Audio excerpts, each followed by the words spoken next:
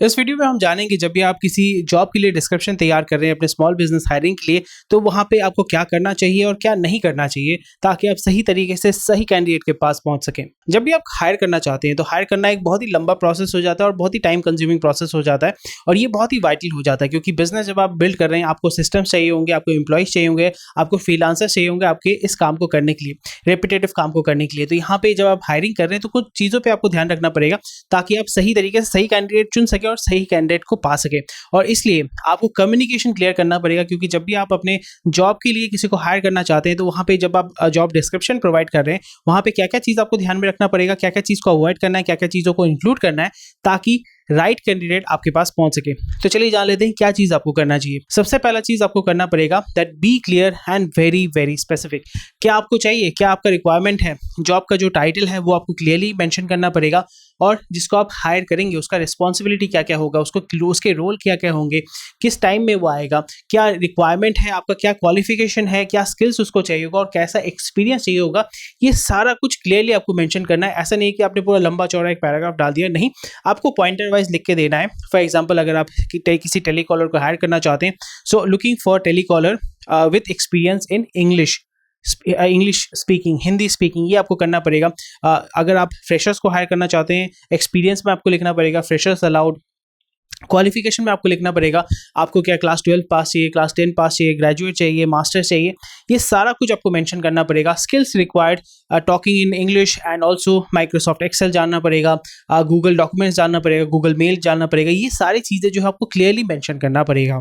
और उसी के साथ साथ किस लोकेशन में आके काम करना है, कितने बजे काम करना है, कहाँ पे ऑफिस है, वर्क टाइम क्या है, सैटरडे संडे छुट्टी है या नहीं है, ये सारा चीज़ आपको मेंशन करना है। पेमेंट स्केल क्या है, ये सब कुछ जब आप मेंशन करेंगे तो जो अप्लाई करेगा उसको क्लैरिटी मिल जाएगी, वो कभी भी इधर उधर नहीं देखेगा। एंड हमेशा पॉजिटिव और इंक्लूसिव लैंग्वेज को इस्तेमाल करें। पॉजिटिव यानी आपका कंपनी जो है, आपका कंपनी क्या करता है, अपनी कंपनी को थोड़ा सा आपको एक्सप्लेन करना है, obviously in a positive way. यहाँ पे आपको डिस्क्रिमिनेटरी लैंग्वेज या रिक्वायरमेंट को अवॉइड करना है।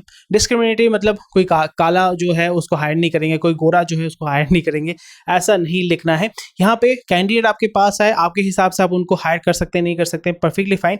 पर जब भी आप यहाँ पे डिस्क्रिमिनेटरी लैंग्वेज अगर मेंशन करते हैं तो वहाँ पे लोग आपको सू भी कर सकते हैं, तो यहाँ पे लीगल पॉइंट ऑफ व्यू से भी आपको ध्यान में रखना पड़ेगा। और जब भी आप किसी एम्प्लॉय को हायर करना चाहते हैं, एप्लीकेंट्स जो है उनसे अच्छे से आपको बात करना पड़ेगा। और यहाँ पे ऐसा नहीं कि फ़ोन उठाया आपने दो बात सुना दिया, ऐसा नहीं करना पड़ेगा। स्पेसिफिक टाइम आपको दे देना पड़ेगा जब जो कैंडिडेट्स हैं वो आपके पास रीच आउट कर सकते हैं, may be via WhatsApp, may be via email, may be via call. अगर कॉल करेंगे तो कितने समय कॉल करेंगे, 10 से 12 बजे तक, 1 से 2 बजे तक, 4 से 6 बजे तक, ये सारा कुछ आपको मेंशन करना पड़ेगा। उसी के साथ साथ आपको ये भी मेंशन करना पड़ेगा कि आपके कंपनी में अगर वो काम करते हैं तो उनको क्या क्या बेनिफिट्स मिलने वाले हैं, यानी उनका health insurance, retirement plan, flexible work arrangement, work from home, remote working, bonus, ये सारी चीज़ आपको मेंशन करना पड़ेगा। कुछ अगर यूनिक पर्क्स हैं यानी company culture, team building activities, training opportunities या कोई सर्टिफिकेशन अगर आप प्रोवाइड करते हैं, ये सारा चीज़ जो है अट्रैक्ट करता है एम्प्लॉयज़ को या प्रोबेबल एप्लीकेंट्स को। चौथा चीज़ आपको जो ध्यान में रखना है वो है कंसाइज चीज़ों को लिखना है। ऐसा नहीं कि आपने पूरा लंबा चौड़ा पैराग्राफ लिख दिया, हिस्ट्री लिख दिया, ऐसा नहीं। यहाँ पे जॉब डिस्क्रिप्शन जो है उसको short and to the point कोशिश कीजिएगा 100 से 150 वर्ड के अंदर उसको कंपाइल करने के लिए। बुलेट पॉइंट में लिखिए, सब हेडिंग दे के लिखिए ताकि उसको पढ़ने में आसानी हो जाए, वहाँ पे कन्फ्यूजन ना हो। और यहाँ पे कॉम्प्लेक्स लैंग्वेज को इस्तेमाल नहीं करना है, we are looking for very complicate, ऐसा कुछ नहीं लिखना है। सिंपल भाषा में आपको लिखना है ताकि जो एप्लीकेंट है उसको वो जल्दी उसको पढ़ पाए, क्योंकि वो आपका जो जॉब पोस्ट है वो भी देख रहा है, उसी के साथ साथ और 100 जॉब पोस्ट भी देखेगा। अगर आपका जॉब पोस्ट अगर सिंपल तरीके से ऑर्गेनाइज्ड वे में दिया हुआ है तो जो एप्लीकेंट है उसको पढ़ने में भी आसानी होता है और यहाँ पे कन्वर्जन जो है आपका ज़्यादा होगा। और उसी के साथ साथ आपको एक कॉल टू एक्शन भी इंक्लूड करना है। कॉल टू एक्शन इंक्लूड करने का मतलब ये होता है कि अगर वो अप्लाई करना चाहते हैं, कैसे वो अप्लाई करेगा, किस समय कॉल करेगा, डेडलाइन कब का है, कब आपका इन पर्सन इंटरव्यू होने वाला है, ऑनलाइन इंटरव्यू होगा या ऑफलाइन इंटरव्यू होगा, ये सारा चीज़ें जो है, ये सारी चीज़ें आपको मेंशन करना पड़ेगा।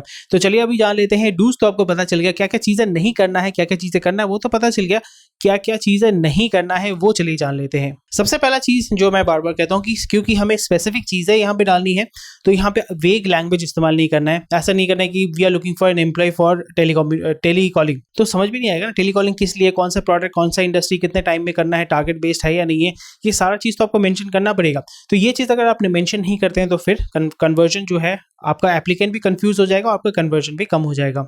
और एक चीज जो है आपको ध्यान में रखना है कि अनइम्पॉर्टेंट चीजों को अवॉइड करना है। यहाँ पे सिर्फ फोकस करना है, जो चीज इंपॉर्टेंट है, जो चीज एसेंशियल है, उसी पे ही आपको फोकस करना है। अनरियलिस्टिक रिक्वायरमेंट ऐसा नहीं है कि आपने लिख दिया कि मैं आपको फॉर एग्जांपल 50,000 सैलरी दूंगा पर आपको मुझे 5 करोड़ का सेल करके देना है। ये सारी चीज आपको अवॉइड करना है, एग्जैजरेट नहीं करना है, मिस रिप्रेजेंट नहीं करना है।